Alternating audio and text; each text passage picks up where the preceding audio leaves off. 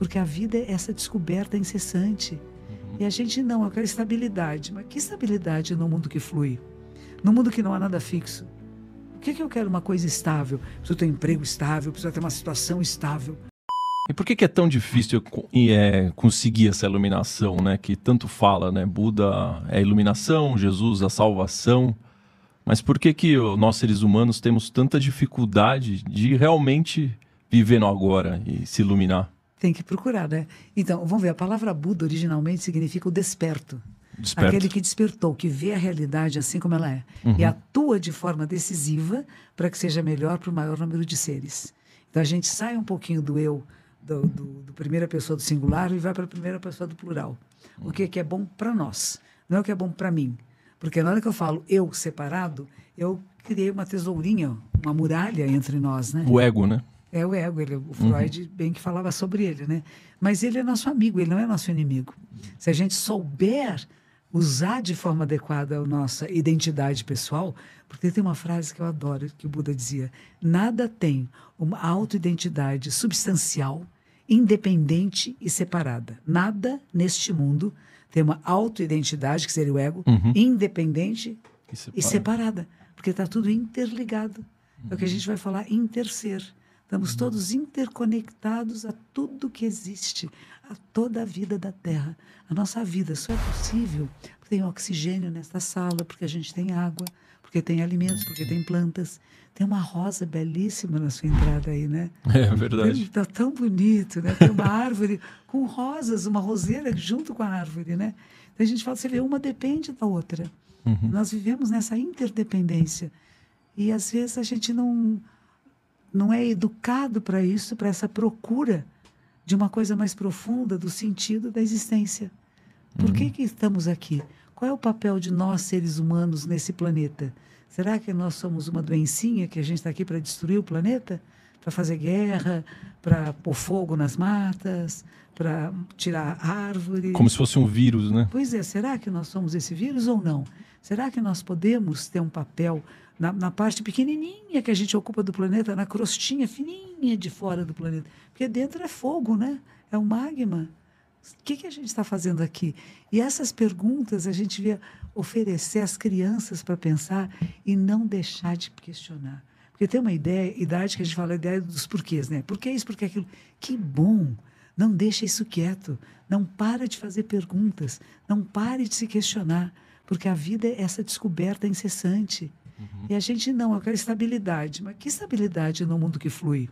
No mundo que não há nada fixo? Por que eu quero uma coisa estável? Preciso ter um emprego estável, preciso ter uma situação estável. Mas está tudo em movimento. Porque as pessoas acham que isso traz felicidade, né? Não seria um mito isso? É um mito. É um mito, é uma fantasia. E aí, quando você cria os mitos, eles caem. Você cria imagens, né, que você põe acima. De repente, o santo é de vidro. Ele cai e quebra. Aí você fala, nossa, né? Aliás, eu tenho um amigo, tinha um amigo, ele faleceu já no Rio de Janeiro, o professor Hermógenes, que ele dizia, eu estou criando uma nova religião que se chama desilusionismo. Ele diz, cada vez que você tem uma desilusão, você está mais próximo da verdade. Então, agradeça. Tinha um amigo, esse amigo me traiu. Dói, né? É uma coisa muito ruim. Eu falei, mas que legal, eu não tinha percebido. Então, eu estou mais próximo da verdade. Da verdade. O que eu aprendi com isso, né? O que eu aprendo com isso? Não é que eu vou ficar desconfiando de todo mundo, né? Mas eu vou estar mais atento. Ou seja, então talvez não exista coisas que realmente são ruins. Talvez a gente dê subjetividade para acontecimentos e encare eles como ruins. Desde uma traição, uma doença, mas no fundo eles podem ser bons porque eles estão me trazendo a verdade, tá certo? É isso aí. Eu estive no Japão ano passado, eu tinha estado lá em 19. Durante a pandemia eu não fui o ano passado, encontrei minha superiora. Ela está com 92 anos. E ela, ao me ver, ela disse assim, eu não vou me aposentar. Eu falei, nem eu.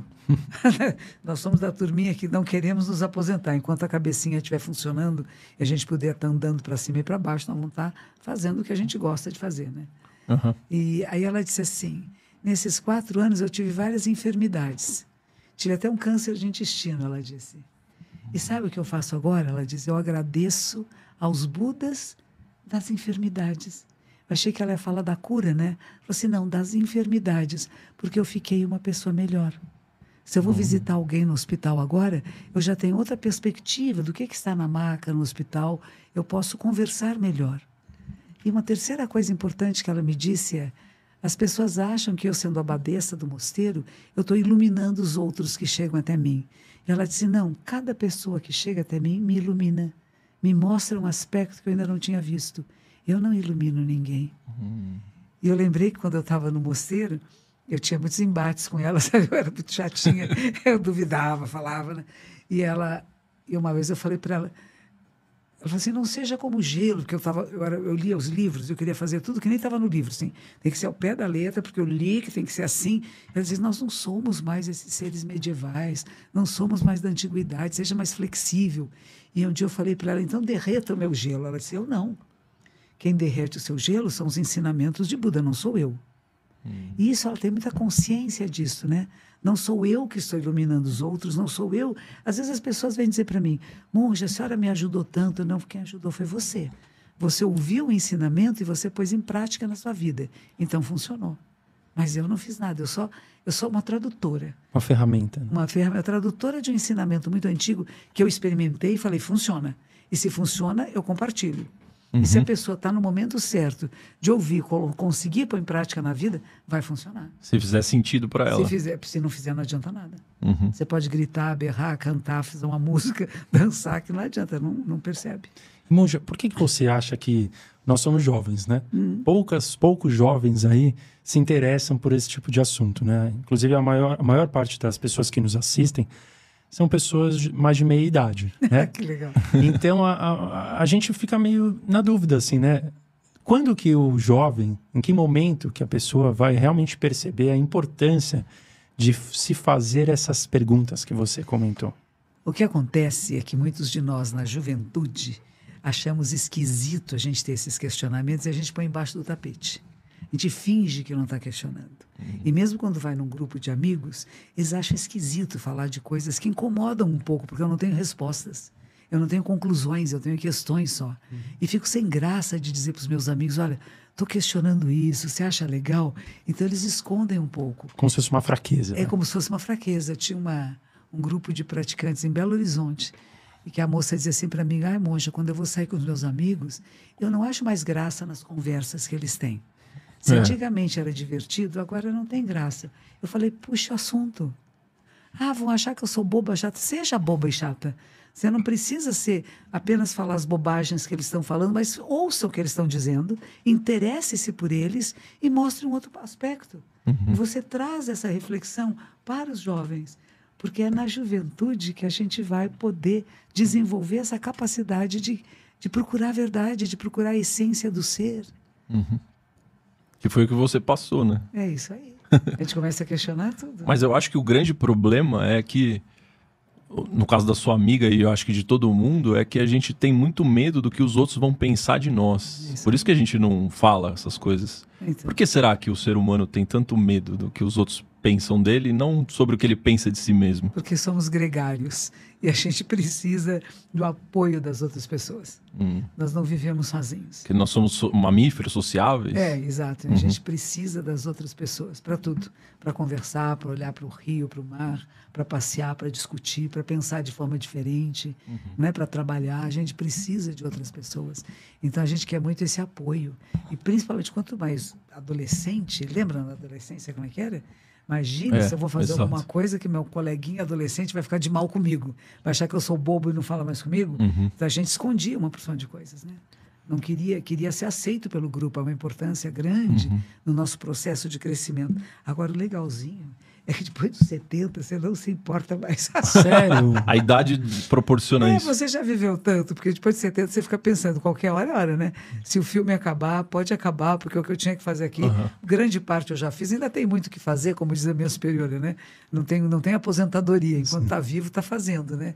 E o que vai me trazer agora, né? Quais são as novidades dessa época da vida, né? Então tem sempre essa curiosidade, tem que estar acesa, sabe?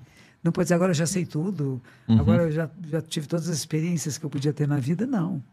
Meu pai, quando ele estava com mais de 90 anos, a irmã mais velha dele morreu. As outras todas já tinham morrido, ele tinha 6 irmãos. E ele disse, e todo mundo falava: que bonito, ela morreu dormindo. Ele disse assim: eu não quero morrer dormindo. É a grande aventura na minha vida, é a morte. O que é a morte? Eu quero morrer acordado. Eu quero ver a morte. Eu não sei o quanto ele viu, mas eu estive com ele quase até os últimos momentos. E quando ele estava no hospital, teve uma pneumonia, enfim, estava com 96 anos. E quando os médicos disseram não tem mais o que fazer, eu falei para ele, pai, agora é o fim, você vai morrer. E foi tão bonito, sabe? Tinha um raio de luz de sol, estava no hospital, um raio de sol veio assim bem em cima da cama dele. Eu falei, vá para a luz infinita. É isso. Completou seu quadro, foi um ótimo pai, um bom ser humano. Vai tranquilo. Incrível. Missão cumprida, né? Da gente poder morrer assim, né? Missão, e não é enganando, não, você não vai morrer não, você vai ficar bem, você vai se curar. Mas curar do quê? Da vida? A cura da vida é a morte, né? E todos vamos morrer. Mas não precisa preocupar-se com isso, né? Sofrer com antecedência, né? Por isso que eu gosto do que vocês escolheram aqui. A vida é o agora. E agora eu vou ficar me preocupando o que vai acontecer, quando que eu vou morrer, de que jeito será que eu vou morrer. O meu professor, ele dizia sempre isso. Na hora da vida, viva, na hora de morrer, morra. Não fica antecipando alguma coisa que ainda não está acontecendo. Mas o incrível é que ele não tinha medo da morte mais, se ele falou isso, né? Pois é. Geralmente as pessoas, independente da idade, têm um medo, né? A minha mãe tinha. Porque a gente tem o medo do desconhecido, A né? minha mãe demorou tanto para morrer, coitadinha. Eu não queria morrer mesmo. Viu? Ela ficou 15 dias sem comer, sem beber, sem soro, sem nada. Ela não queria morrer. É interessante, né? O médico que acompanhava não dava mais para pôr soro. A veia já não pegava mais. Você tenta pôr foro assim na pele, ficavam umas bolhas de soro, né? O organismo não absorvia. E foi interessante que eu fui numa rádio espírita e esse senhor, eu falei para eles que eu achei engraçado isso, minha mãe, né? Está demorando tanto. Minha irmã, que é médica, disse assim, 1 semana, 5 dias no hospital, estaria morta. Ela está 15 dias sem comer, sem beber, sem nada, sem nenhum remédio, sem coisa alguma. E esse senhor disse para mim, ela está fechando os chakras do seu corpo. Poucas pessoas têm a morte natural. E a morte natural é lenta. Por isso que eu falei, é um instante. O instante de soltar, e tem esse momento mesmo, né? Que de repente a gente viu, ela solta. A mão tinha um gesto, um movimento, depois larga. É uma coisa muito rápida, né? Sim. Mas para chegar até esse momento de você, a energia vital sair do seu corpo, tem um longo processo para algumas pessoas, né?